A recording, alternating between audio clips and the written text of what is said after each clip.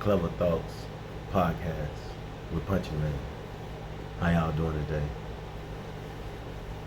Wonderful. I hope everybody having a good Monday. I hope everybody had a wonderful weekend. My weekend was decent. I got to, relax. I had a nice, mellowed out weekend. Just doing a lot of reflecting on my life, and the direction that I want to go in. And as y'all can see, I'm doing this podcasting thing, and this not the only thing that I'm doing, but I'm literally seeing how everything kind of like coexisting with one another, and it's what I want to say is it gives me so many different mixed emotions. It makes me curious with the things that I'm doing, how things gonna turn out. It makes me I would say scared at times because I don't know how things are gonna turn out for me, and it makes me excited at the same time because it's a new adventure that I'm going on, this new journey that I'm on. And I know y'all saying, well, you rambling, what you talking about? Well, I would say I don't want to get into specific because I feel like I'm jinxing. So somebody say, well, you believe in God. What do you mean jinx? Well, I believe in you can overthink sometimes about your success. I believe you can sometimes overdo it. And things may not turn out the way you want them to turn out. So if you just enjoying the process, you ain't got to worry about that embracing that type of failure, if it makes sense. You can just literally say, okay, I'm learning, as I go on this journey, the things that I would like to succeed in, the things I would like to, like I say, excel in life. I'm enjoying the process. And that's not even really what I want to talk about today. You know what I'm saying? But it's just something that naturally came out that, I'm on this journey for a new career. I'm on this journey for going for the things that I want to do ever since I was a child. I'm on this new journey for as being a businessman, just learning business, developing business. I'm on this new journey as becoming a man. Like a lot of things I used to do, I no longer do anymore. Even when let's talk about women. Like how I used to, I would say value women when I was younger. I don't look at women the same way how I do as a older man, a mature man. I can give you an example where I would be more, I would say manipulative towards a woman. Now I have a conscience as to understanding that, it's not good to take advantage of people. I would say that. And I'm not into justifying things. Wrong is wrong and right is right. Some people like to put weight on, how bad things is and how good things is. No, I just believe right is right and wrong is wrong. So I was wrong when I would take advantage of women in my younger years. And I'm not talking about, and I think you do have to justify it now as I'm thinking about it. I wasn't to the degree where I was just straight out,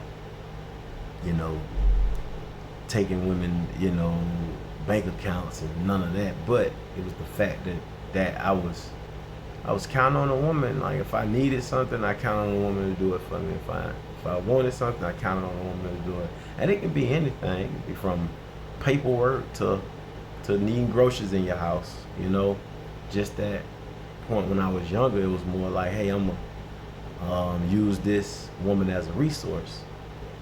And then as I became older and then started seeing myself, and I think it take one situation for you to go through, similar to what you taking somebody through, for to make you realize that.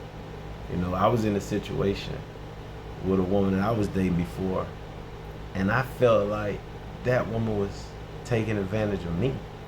And I wasn't saying she was doing no, you know, whole lot of just asking for stuff. She wasn't even doing that.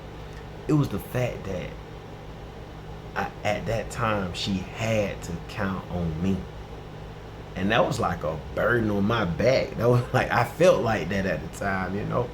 So you know what? It's like I had this vision, you know, of all the women that I dated. I'll never forget. I was out getting that girl something to eat one time, and I had this vision. I said, "What? This how the women felt?" You know what I'm saying? When I was, you know, taking advantage of them, you know what I'm saying? Or you know, or they made when they felt like they feel like I was taking advantage of them. This is the feeling that they got, because I felt like, damn, I'm buying her this, I'm doing this for her, I'm doing that for her. You know, it was so much at the time, and I do understand that we have to be there for people, especially the ones we are coexisting with. You know, we have, when we sign up for that, hey, you gonna be in my life, I have to provide for you, and that ain't just for a man, it goes for a woman as well. Like, these are the things that you do, you know, because this is what you sign up for. You in a relationship with that person. But it's like you don't want that weight. It's like you feeling like a weight. I can imagine somebody doing every single thing in the relationship, and it feels like a weight on their back. Now, I can honestly, you know, say that could make a person feel low and make a person feel angry. It can tap into so many different emotions. And that's something that you don't want to have to go through with nobody. That can literally put you in a position when you get out of that relationship, say, you know what, I ain't messing with nobody for a long time. You put more energy into trying to find yourself, you know.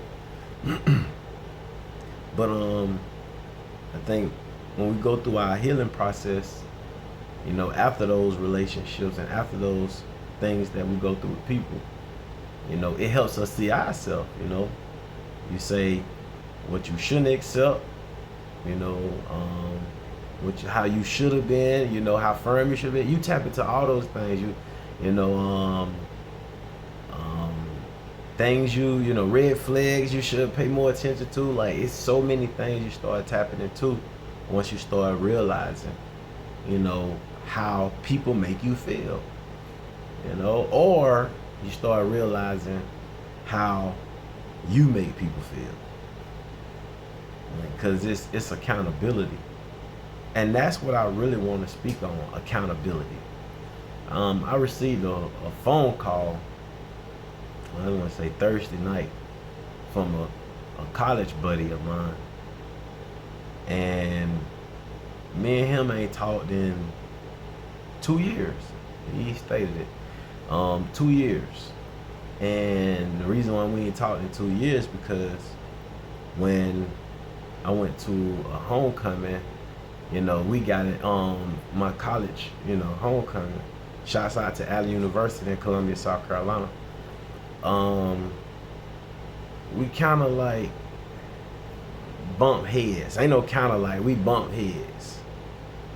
And I felt at the time that he wasn't allowing me to really know what he was going through. I kind of felt like, and I'm just be honest, like I felt like he was taking advantage of me. This is how I felt at the time, just keeping it real. And him being a bigger person, you know, because our friendship was really, you know, keen, you know, growing up through those college years, in our youth years, young man years. And he, you know, called me, and on his behalf, he apologized. But he also brought something to my attention. You know, he was like, remember them times when, you know, you ain't had nothing. I ain't question it. And not one moment did I say, hey, you got to give me this back. You know, you know, I was there for you, even when you ain't asked for it, even when you didn't, you know what I'm saying, act like you ain't needed. I insisted, and I had to think about that. He was right. I remember one time particularly, you know, one particular time, you know, me and him was in the hallway, and I think he had just came back from his hometown, and I ain't gonna lie, I had needed some money at that time. But you know, I ain't asked nobody for no money. You know, if I need anything, I call my mama back home. You know what I'm saying, or my family members, or my little lady friends back home. You know, I hit them up when I was in college. You know, if I needed anything. But I wasn't too, you know, fond of asking, you know, my homeboys them in school for nothing, you know. I probably had my one particular, now I got this one particular friend, a homeboy, and I don't like to call him names, you know, but my homeboy from Georgia, everybody know who he is. Now it came down to him. Yeah, but and my other homeboy, I take that back. I had a couple of, my other homeboy from Moncks Corner, South Carolina. I'll just call out where they from, and Brunswick, Georgia. My homeboy from Brunswick, Georgia. My homeboy from, you know, Moncks Corner, South Carolina. Now between them two, I would say, yeah, they probably the ones I would, and they're just being honest, the ones I would literally just out of the blue, probably would, if I really needed it, yeah, they were gonna be the ones I would ask for it the most from them. Now my homeboy that I'm talking about, him, I would say our relationship was so like, we was inseparable. Like, this is one of my brothers in school, the one I'm talking about too. All these guys my brother, but I didn't, like I said, only thing with him, I never had to ask. Like I said, he brought that back to my attention. Like I said, I'm going back to the story. I remember one particular day, you know, we was in the hallway. He just came back from home, and we literally, you know, we was just talking and vibing. He was happy to see me, and he was like, man, go $20. And I was like, nah, I'm straight, man. He was like, man, go $20. I was like, nah, I'm straight. And he dropped it on the floor. Man, pick up that money, man. You better not leave my money on the ground. And I'm like, man, chill out, bro. You know, so I picked it up. But he insisted I took that money because I don't know if he felt like I needed it or what. But it brought me back to brotherhood. You know, like it brought me back to, like, you gonna let your relationships, you gonna let that brotherhood that you and this man form go, all because of misunderstanding. And like he stated, I should never have to, you know, just keeping it real, I should never have to explain, you know what I'm going through, or how, you know, especially when it come down to, you know, finances, say, because I done always been there for you. And it made me check my heart, y'all. I ain't gonna lie. It made me literally check my heart when, you know, he was talking, you know, pouring his heart out to me. Like, yeah, you know what, you right. You know, sometimes we just gotta be there for people. We gotta be there for people who, It ain't always got to be an explanation. It shouldn't always have to be a, I need this such and such amount of time to do this, and I need this such and such amount to do that. And I know some of y'all may say, well, if you don't give people a deadline, if you don't give, people, check people on some stuff, they'll take advantage of you. That could be true. That may be true. That is true. But let's think about it. Nobody knows how long they're going to be down. Nobody knows how long that they may be dealing with a mental issue. Nobody knows how long that they may be in that slump. It may take you 2 years to get out of a slump. It may take somebody else 20. It may take you 5 years to get out of a slump. It may take somebody else 50. Do you start loving them? Do you start caring about them? If you really genuinely cared about them, if you really genuinely loved them, if you really genuinely, was connected to them, do you stop because you putting time on it? And time shouldn't measure up to how much you care about somebody, how much you love somebody, how much you say you connected to somebody. Time shouldn't matter. And that's what I had to realize. Like you said, it was 2 years. 2 years of our bond being broken. 2 years of our friendship, we being not in each other's lives. Anything could have happened in those 2 years time where it could have been a possibility I never would have forgave myself. And that's what he stated to me. And that's why I said I had to check myself. Because you don't want your loved ones or somebody that you was feuding with that you really cared about to leave this earth and y'all not make amends. Man, that can really hurt you, man. That can really, really tear you down. That can really put you in a terrible, state of mind in life. Because the person that you really cared about, you allowed your selfishness, you allowed your emotions, you allowed your ego. It's a lot that go into that. That you allowed those negativities to corrupt your mind, to separate yourself from the ones you love the most. We have to learn that things ain't gonna always go the way we want them to go. Some things gonna be, draining. But ask yourself, is it worth fighting for? Think about that favorite cousin somebody ain't talking to right now. You love your cousin, man. That's your ace. Man, go talk to your cousin, man. Put that, especially if it's petty, man. Sometimes stuff be real petty. It don't be the biggest. It don't, if it put a little dent in your car, do you hate the person for life? Come on, man. Like, some things we worship is not more valuable than the relationships that we have with people. It's not worth it to lose a good friend or somebody that understands you, somebody that you can talk to any time of the day. It's never a dull moment with that person. And you feel empty when you don't talk to that person. It's somebody that lost a loved one, man, that they used to talk to every day. Somebody they ace, coon, boom.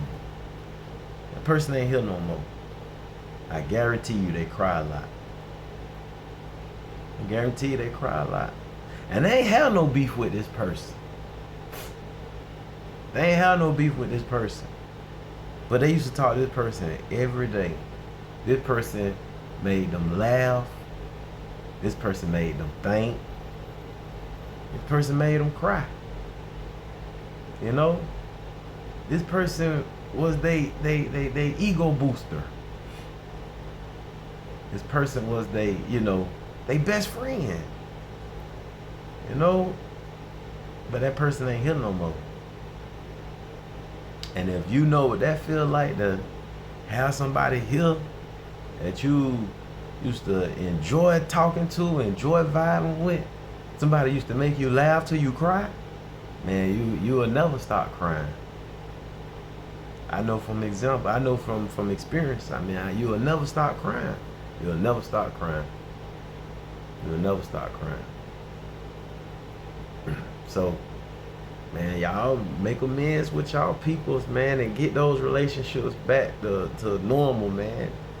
If you know you got somebody out there that you laugh with, that know how to make you laugh, that understands you, that they know your nature, whether it be, a cousin, a brother, a daughter, a son, a mother, father. Build those relationships, because let's take away death. Let's just use life. It don't make you feel good not talking to somebody that you used to talk to, that you used to love talking to. Let's be real with it. That don't make you feel good. You know how many times you be cussing that person out? Yeah, this mother lover ain't this. That mother lover tried me like this. I just you going in. They might be going in on you. My homeboy told me, saying that I was cussing you out. Then I understand, because the feeling is mutual. The feeling was mutual. So, yeah, man, like, let's be the bigger people, man. Let's check our hearts. T.I. said it in his music. Sometimes you gotta give yourself a straightening. What, T.I. versus T.I.P.? Yeah, so you gotta give yourself a straightening sometime, man. You gotta be the bigger person. And what I learned from that is accountability. Accountability is something that you gotta face at some point. You can run from it for so long. It's gonna show up right at your door eventually. So accountability was that, but it was good to make up with my friend. I ain't gonna lie, I miss my dog. But we had some great times at Allen University. Shout out to all those Allenites. Columbia, South Carolina. I hope y'all been, I know a lot of y'all been keeping up with this Diddy case. It's gonna be 8 weeks of this thing. That was week 1 that just passed. This week 2.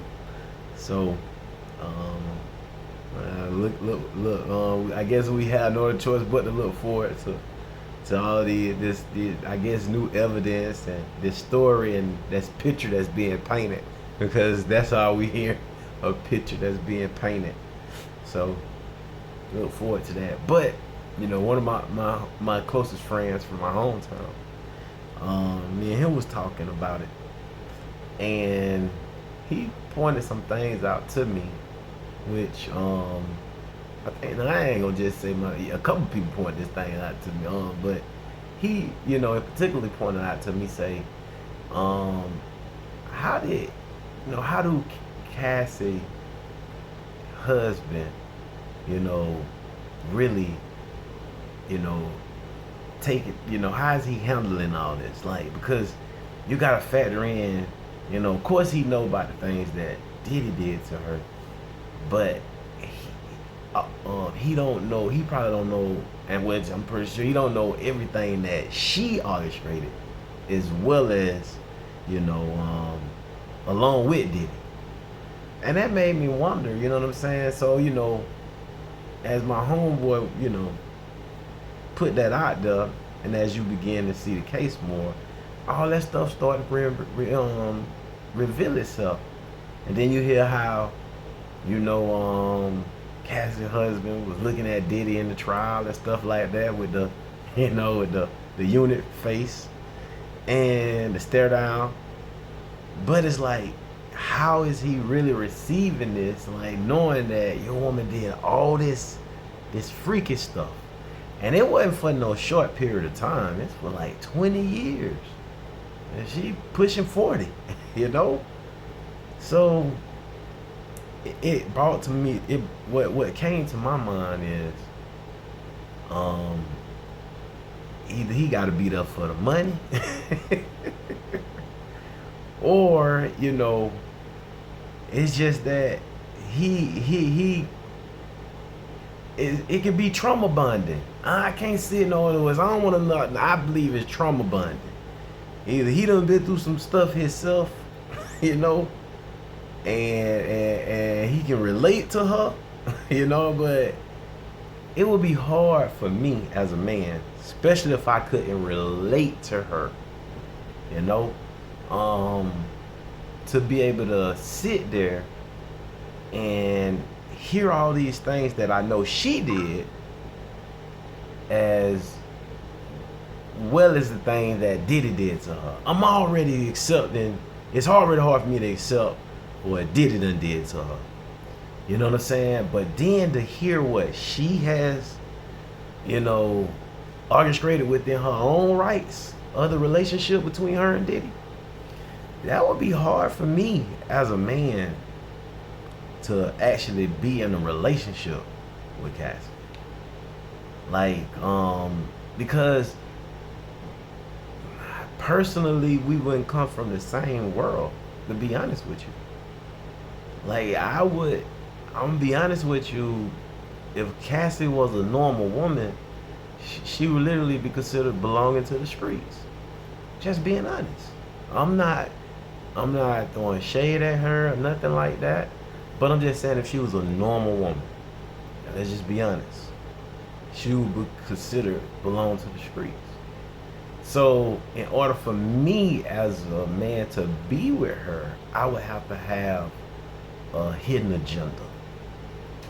I couldn't have like this whole mindset that I can really accept her for who she is, when technically I probably wouldn't even know who she is. Because you gotta think about it, she got so many different masters, and look at all the stuff on her end that she did. It's like, man, could you really trust her? Mind you, it done came out that she done cheated on multiple, you know, men that she was in relationships with. And then I even said, you know, look at the how she even met the personal trainer, which is her husband. She met him through Puff Daddy. So when you really look at it, it's like, how can you really say you can trust, you know, that type of woman, when, you know, who's to say she really changed? You know, who's to say that, you know, you know, she if Puff Daddy went in, you know, in this situation, you know, she wouldn't go back to him. Who's to say? You know, it's just to me, it's wild and weird. So, but definitely it would be hard for me to be with Cassidy. I couldn't be with Cassidy as in a relationship. You know, probably, you know, on some other stuff, but it would have been hard for me to be in a relationship with that after I know. And even being honest, like, it would have been hard for me to be in a relationship. Let's take away all the things she actually did, but just knowing that she's dealing with those mental things that she say, you know, Puff took her through. Like, you gotta understand that there's a lot of things she has to be cleansed from. She probably gonna need that money to get therapy. You know what I'm saying? So, you know, that's just looking at it from that perspective. That would be too much of a mental issue. So, like I say, either they trauma bonding, or buddy want that money, that moolah, baby. Now, when you want that money, you'll take the good, the bad, and the ugly. Shit, you wouldn't give a damn. If a motherfucker was burning in a burning house, you know a bitch finna get 100 million, but you gonna work it out. Y'all know I ain't lying. Trust me, boy. There's some people out here getting that. There's some people out here, boy. Listen, they can handle it. They can stand it.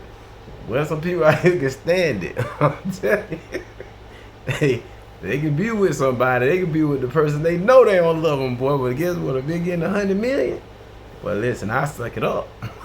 No hope. Pause.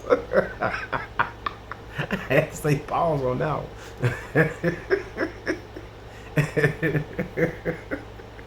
Yeah, I'm telling you. You know, if they getting that cash, boy, you'll play it out. You'll go into your acting mode real quick. Shoot. So I guess, listen. What they say, whatever floats your boats. But yeah, it would have been hard to be with Cassidy, man. Like, I know a lot of people probably saying, shoot, she beautiful. And she finna get that bag. Yeah, but yeah, you don't know the mental aspects and the spiritual aspects of that relationship. So, but if you can do it, more power to you. You know, so. But yeah, outside of that, I hope somebody got a message out of what I had to speak on today. You know, y'all have a safe and wonderful week. I look forward to talking to y'all in the near future. Y'all put this word out there, man. Y'all get people subscribing to me. You know, it's more to come. I got a lot of stuff coming. Like, I promise y'all, I got more things coming from, like I said, business. I got a wholesale business, so I'm pushing that. I got some other things, like I said, I don't want to speak on it. I just did something when I'm waiting on to get this email back, you know, and I'm gonna be sharing something with y'all in the near future, you know, a path on my own, career on my own, you know, this new journey.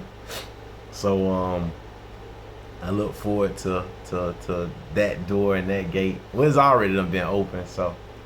Like I said, I got something to share with y'all in the near future. So I need y'all to keep getting people to subscribe, man. I need 100,000 subscribers by the end of this year. I need 100,000.